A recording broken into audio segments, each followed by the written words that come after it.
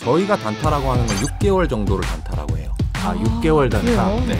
그러니까 뭐 예를 들면 매수 버튼을 잘못 눌러가지고 아예 다른 주식이 사져서 파는 경우는 있는데 네, 그러실 수가 있나요, 대표님? 되게 많이 있어요. 급하게 뭐 이렇게 버튼 누르다 보면 그렇게도 생기는데 기본적으로는 한 6개월 정도를 저희는 단기 투자, 장기 투자는 3년 이상을 얘기하니까 그래프를 보고 투자하는 일을 하고 있습니다. 삼성전자가 됐던 현대차가 됐던 뭐가 됐던 간에 왜 샀는지를 알고 사야 됩니다. 이렇게 메모장 하나 열어놓고 적어보세요. 내가 삼성전자 왜 샀지? 5줄을 적을 수 있을까요? 솔직하게 하신다면 누가 얘기해서 망하지 않을 것 같아서. 네, 망하지 않는 데서 우리나라 1등이니까 그것과 그 회사의 주가가 오른다는 것을 논리적으로 연결할 수 있는 고리가 없는 말들만 대부분 있을 겁니다. 그리고 그걸 연결할 수 있는 사람들은 이미 여기에서 물어보지 않죠. 최근에 SM 투자 요정을 개인 채널에 올리셔서 반응이 좋았는데 그럼 SM 얘기를 잠깐 해볼까요? 가장 공연을 많이 할 수 있는 회사 어디일까? 두 군데입니다. SM 엔터테인먼트, 하이브라고 얘기하기도 어려운 방탄소년단 이렇게 딱 두 개예요. 네. 근데 사람들은 방탄소년단에 열광하고 있었어요. 예전에는. 팩트만 보자면 방탄소년단이 모객할 수 있는 관객 수하고요. 팬의 수하고 SM 엔터테인먼트 20개 팀이 모객할 수 있는 수가 같습니다. 그럼 물론 방탄소년단이 훌륭한 가수이지만 그 두 개 회사를 봤을 때는 콘서트 매출은 같아야 된다는 거죠. 그러면 시가총액도 큰 차이가 없어야 되는데 그 당시에 하이브 같은 경우는 10조 원. 그다음에 SM 엔터테인먼트는 6천억 원이었습니다.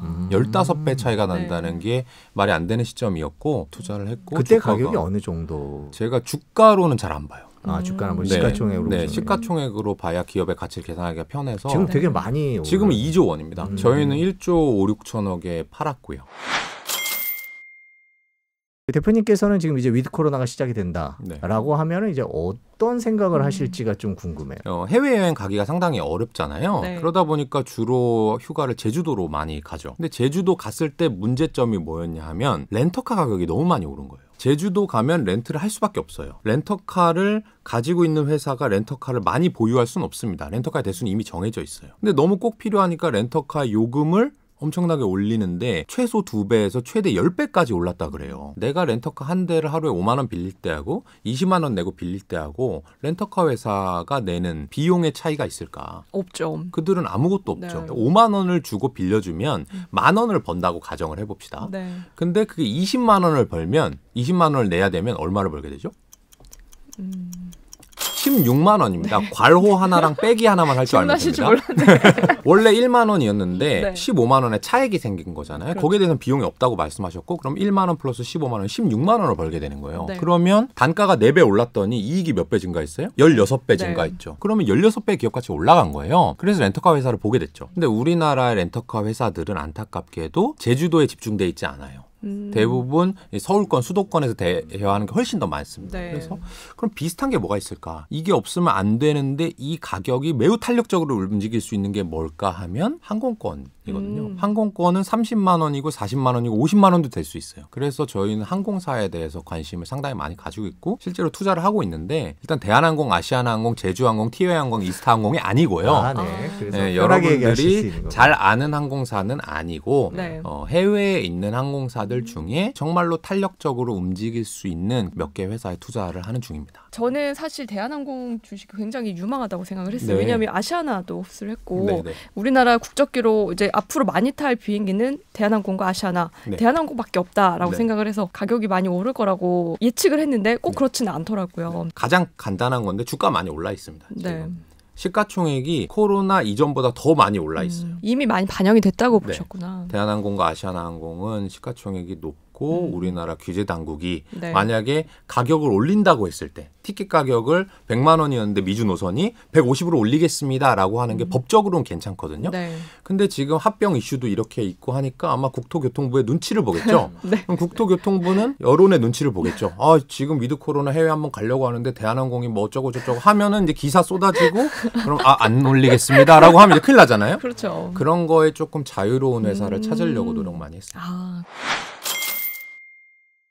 저희가 이걸 여쭤보는 게 좀 조심스럽긴 한데 질문지에 있었기 때문에 뭐 가고 나시는 네네. 이런 식으로 테슬라를 한번 판단해 주시면 어떨까요? 궁금하다. 네. 이 테슬라가 전기차를 아무리 잘 만들어도 지금 시가총액은 설명할 수가 없을 거예요. 전 세계에 돌아다니는 모든 차가 테슬라여야지만 가능한 수준이에요. 네, 주가가. 근데 왜 이렇게 높게 형성돼 있냐? 미국의 월가 사람들이 바보도 아니고 네. 그 사람들이 생각하는 건 그런 겁니다. 이 회사가 전기차라는 특성도 가지고 있지만 오토파일럿이라고 하는 자율주행 기술도 가지고 있잖아요. 그렇죠. 이것을 다른 회사한테 팔 수도 있죠. 자동차 회사들한테. 그럼 이거는 원가가 안 들어가는 비즈니스이기 때문에 수익성이 상당히 높을 수 있어요.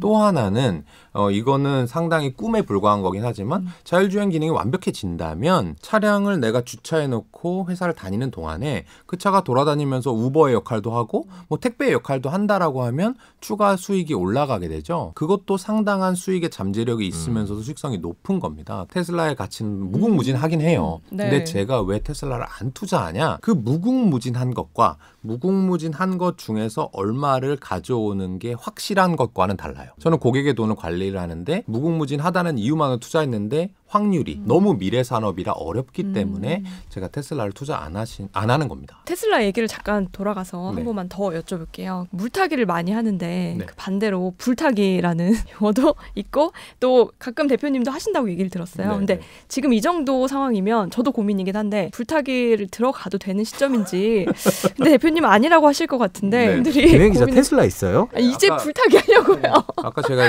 옆에서 들어보니까 집도 있으시고 테슬라도 있으시고 뭐 훌륭하신 것 같아요.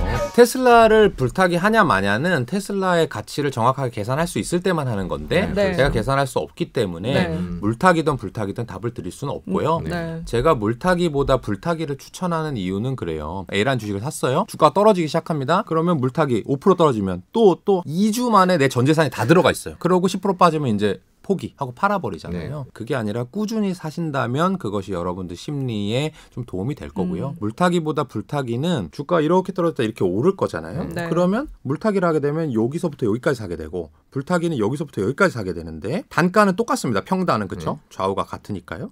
근데 불타기는 여기서부터 사니까 기다리는 시간이 더 짧죠. 물타기는 요만큼 기다려야 되고 불타기는 요만큼 기다려야 되니까. 그러니까 이론적으로 봤을 때도 불타기가 기대 수익률이 더 높습니다. 그리고 마음이 좀 더 편해지고요. 마음은 압도적으로 편하죠. 당연히 기업 가치에 대해서 계산할 수 있을 때에만 물타기가 불타기가 필요한 거지만 계산할 수 있다라고 하면 둘 중에 하나 저는 불타기를 조금 더 권하는 편이에요.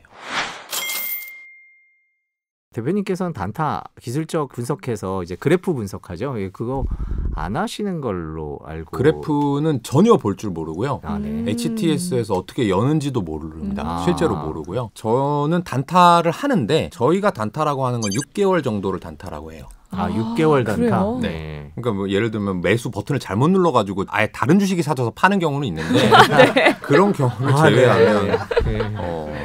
그러실 수가 정말- 있나요, 대표님? 되게 많이 있어요. 어. 너 급하게 뭐 이렇게 버튼 누르다 보면 그럼- 그렇게도 생기는데 기본적으로는 한 6개월 정도를 저희는 단기 투자, 장기 투자는 3년 이상을 얘기하니까 그래프를 보고 투자하는 일은 없습니다.